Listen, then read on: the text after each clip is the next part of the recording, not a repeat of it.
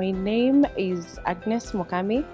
I come from Kwale County, south coast of Kenya, and I engage in research of biology, specifically at the Institute of Kenya Marine Fisheries Research Institute, KEM3, and I also undertake volunteer activities in the community, specifically creation of awareness on conservation matters and the blue economy sector. Okay, what motivates me is the impact that I create in the community. I can see a change that is directly taking place in the community because of the information I've passed. Being in the field of field that is dominated by men, I have undergone a lot of challenges, and such challenges include, I would say, first of all, harassment. Maybe not sexually, but harassment. Like, would be able to go for a meeting, and because most of them are male, you're not given a chance to contribute fairly. Or even when you're going for things like a meeting or conference, well, if everyone at the panel are men, it is very demeaning that we don't get a woman out there. And another, lack of mentorship, because there are not very many women in that area. You lack someone who can actually be mentoring you in that area, someone you can follow, see what they are doing, or follow them in that area. And also it makes the area become for the tough people who have been able to overcome this. They feel intimidated, but they have been able to stay longer and also overcome it. Looking at maybe the 3 points that I can bring up that can help break the bias in that area. First of all, is creating a system, like a system that is able to give a chance for the ladies in case of anything happens. Because I would say I've met ladies in the same area that have been sexually harassed by their bosses who are male in that field. But where do you report in this? It's a whole government office, but there's no a reporting office. So they feel intimidated to go in that area. Like ensuring that when we say that there's when we need a third of the women to be participating, can we really ensure for like every panel that we are giving the opportunity that they are women? If we have people that are going to the field, can the women be participating? Because I also get excluded going to the field because they're like, you might not do much in the field anyway. And I have so much energy. You guys are very good at organizing. I'll be able to do these activities. I've had experience. So don't sideline me because I'm a woman. My experience in the blue economy in Africa really is one area, bringing the experience that I've seen taking place. I've experienced these things. I've seen the community, how quickly they adopt this, how quickly they don't adopt this. I would say that experience is what I would bring forth to that discussion, because we can sit at the table and make a decision for people and we don't understand specifically what specifically they undertake.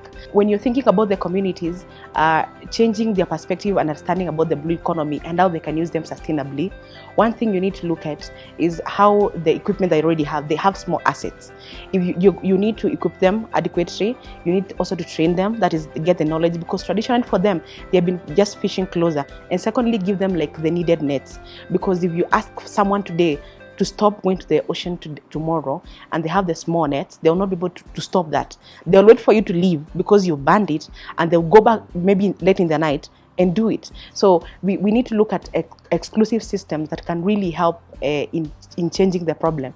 Another thing I would say, it is going straight to the community, because if we are sitting from conference to conference and meetings, and these agreement you are making, this document that you are making, and the community itself does not get to participate in that. So as a country, we have decided to ban the plastics.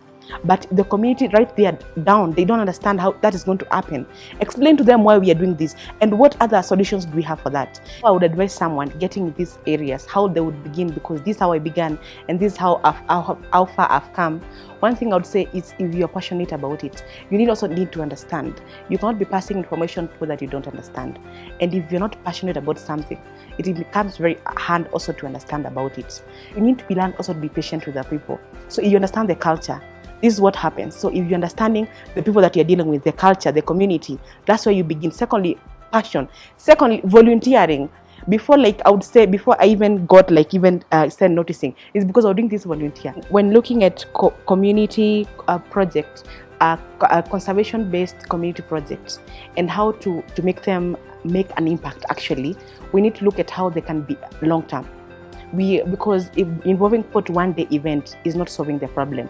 That money that you brought to this conference, that money can go straight back to the community.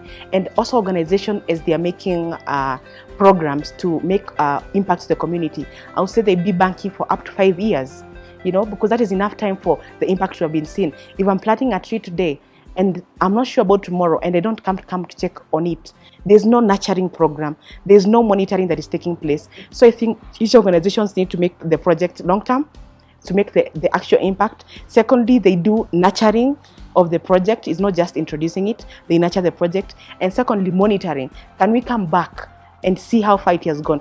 So we need to look at long-term solutions, because the solutions are the problem where we are not getting things done, why we are not making the impact, despite us investing so much money and time into it.